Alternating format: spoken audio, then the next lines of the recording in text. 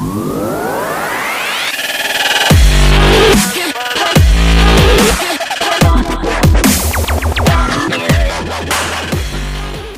everyone, Joel here, Devon Dice. This is an unboxing video, and this unboxing video is very special to me. Very special because it's probably the longest ongoing Kickstarter I've been waiting for a while. As I can recall at this minute, I actually was quite excited to finally receive the product, and you can see it in the background now. That is Quodd Heroes. Oh my goodness! This is one big box. Take a look at that. This is a standard thickness, a box. That's 2 games in one. Okay. This is heavy as well. I'm not kidding. This is probably getting on about 3.5 kilograms. Possibly more. Might, once I've done this, go and weigh it, because it's a lot. Not only that, got this little bag of goodies and this. So this is, as I said, this is the longest running Kickstarter. I've been waiting for it to come through the door. It's unique. The company's called Wonderlust Games. Okay, it's their first game by a chap called Ryan Eiler. It's an I. Eiler. His first game, his first company game, and wow, this is big. It is a 1 to 6 player game. It is 14 years upwards. Don't take anything to that of real heart, because it's probably just, say, going through some testing procedures. And it says 30 to 90 minutes playtime. Now, the unique thing with this game is that everything is practically cubes. Probably you can tell by the name that it's cubes. Brand new game. When did I back this? I've been looking this up. Anyway, I think I backed this back in, I like to say, March 2017. Yep, it was meant to be delivered November 2017. I'm not holding him to it. I mean, he has delivered a massive box, and he's been fully transparent with what's been happening with said product. So they've not hidden anything. He's just gone through probably first time publisher hell. I am happy, and I really can't wait to get into this. Let's get into the big box itself, and then we'll do the expansions afterwards. So for a start, I mean, I think the artwork is beautiful. I mean, it's got detail on every side you can get. It's even got, what I love is when companies do this, stand-up edge. So when you want to put your games away like this, you've got a nice stand-up edge that reads, and it's got the details on the side there. Or if you just want to play lie it down, you have a choice. Details on each side, so that's brilliant. Or if you really want to be showing off, you just have it on that. Let's get this bad boy off. Really strong cardboard, as you can probably guess. I mean, the box feels like it could take a nuclear detonation. Right, let's have a look proper into this. Got another camera set up overhead. I've had to jack it up a little bit because I can't see fully in there. I'm going to have to look at getting a camera stand from above. But, so we got some crystals, which are for a lot of the gameplay. They are solid, they are nice and transparent. I think one of the biggest issues he had with this was that the crystals that he first organised came in really, really small. not really his fault, but he had to wait for the manufacturer to replace him. Now, 22 miniature models here. Now, what's really nice is he's had them all shaded, just to let all the details stand out. But I do think I am going to have to paint these, even though just quick jobs. There's loads of them. We've got, there is one of each.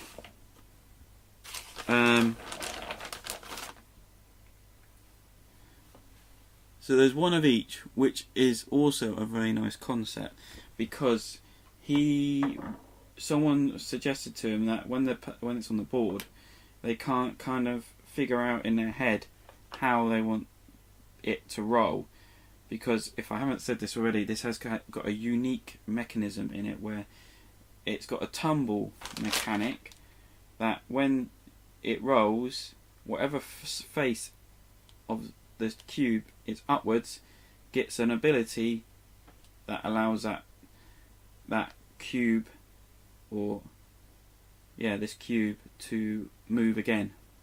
So it will tumble.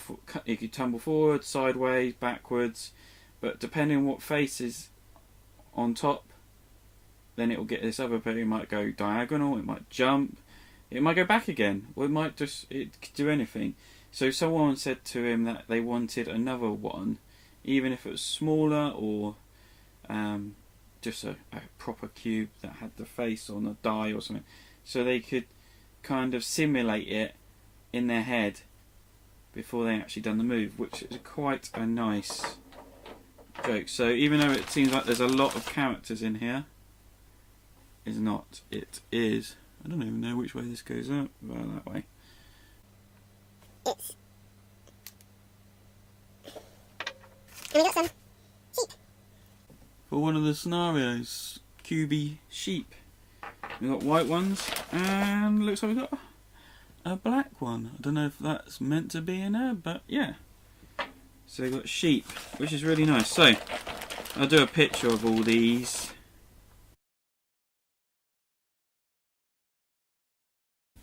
This is the rock one.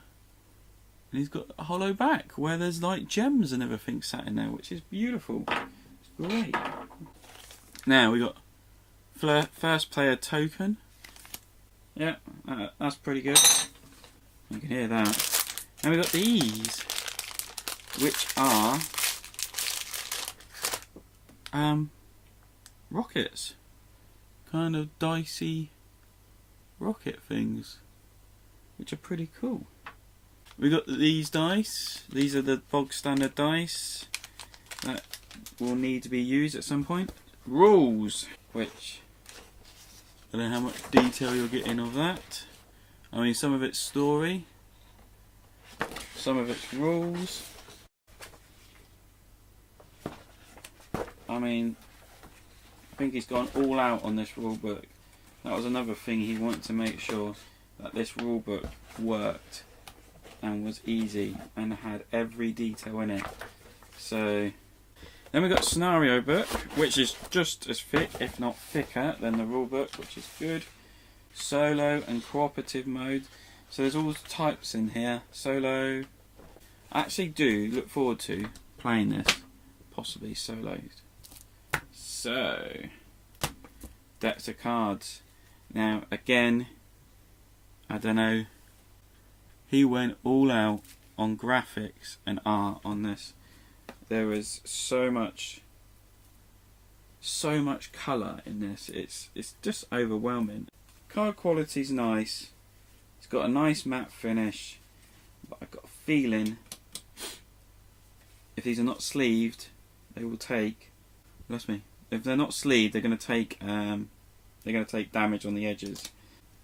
You've got another deck of those cards, which is probably all the same again. Which I'm going to open those. I'm going to open these ones up because there's something different in these, and that pull string was not working. Got more of the same. Oh, world events, they're mixed in. Sheet launcher. I think some of this is like the extra stuff. Remember bits being in the extra stuff. We got world events, so we got event cards,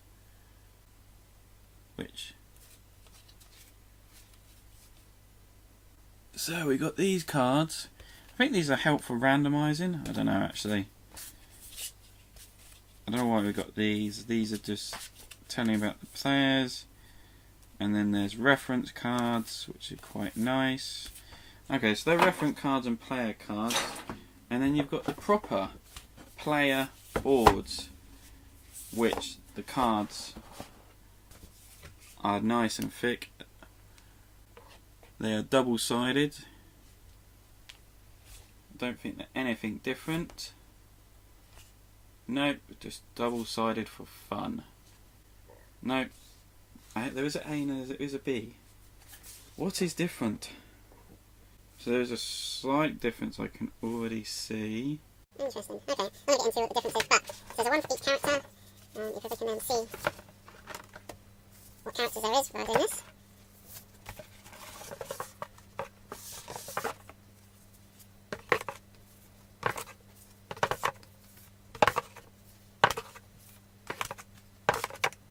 So that's all the characters. Play it back in slow-mo if you need to, want to see what the characters come by. Then we've got player mats. So a nice touch in this. I don't know if you'll be able to see it in this. I mean, it's quite glossy anyway, but the water is being UV spotlighted, so it's nice and shiny. Just to add that little bit extra. Nice and thick again. More boards. Another board. Another board. Interesting. Different layouts.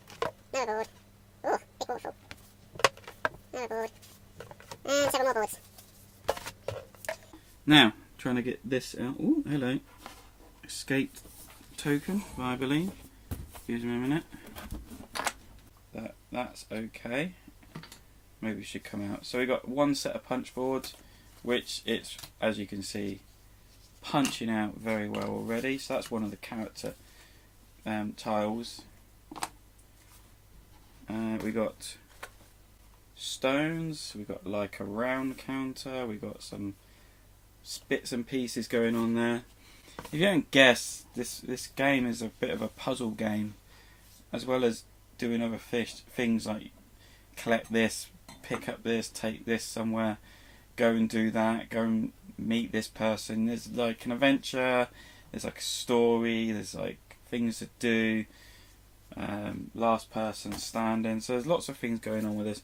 But then you've got this puzzle aspect of moving your character around and them not doing what they're told because you can't get it to flip properly.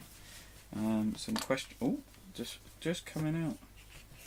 So tokens, bits and pieces, obstacles on the ground, more tokens, more obstacles. There is so much cardboard here. Oh, just all popping out. No matter what I touch, it's all just popping out. And then these bits, which are just long bits of board. Right. So that's pretty much the core game. I am actually going to put this back.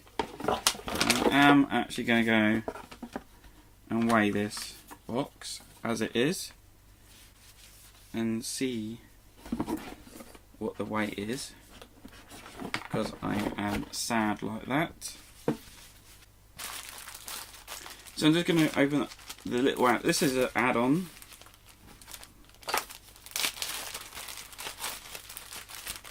Basically, they are cloth bags and dice for each character in the game. So just to be a little bit fancy, each character now has its own unique dice. This is a sheep bag to keep the sheep in. That was just on there as part of it. And then this one, got a Quodd Hero dice bag to keep the dice in. So each character now has its own coloured dice, which is a bit it wasn't needed, but hey, it's dice, like dice. So, and a bit of completionist, I needed to have the dice. Well, I didn't need to have the dice, but it just kind of felt like I had to have the dice. So, there should be one colour set for each character, I believe. Might be wrong. Might be wrong altogether. I don't think there's enough, actually. 6 in each, 12. I can't remember. So 6, yeah, there's 6, but there's only 6 dice. Maybe just 6 for the dice of the main characters that were just going to be introduced to the game. I don't know. But there's dice, and I'm going to put them in the dice bag and put them in the box. Fringe Underground expansion. Didn't really need to have, but as I said, a bit of a completionist. So, it's basically Underground expansion, if you haven't guessed. Another rulebook and scenario.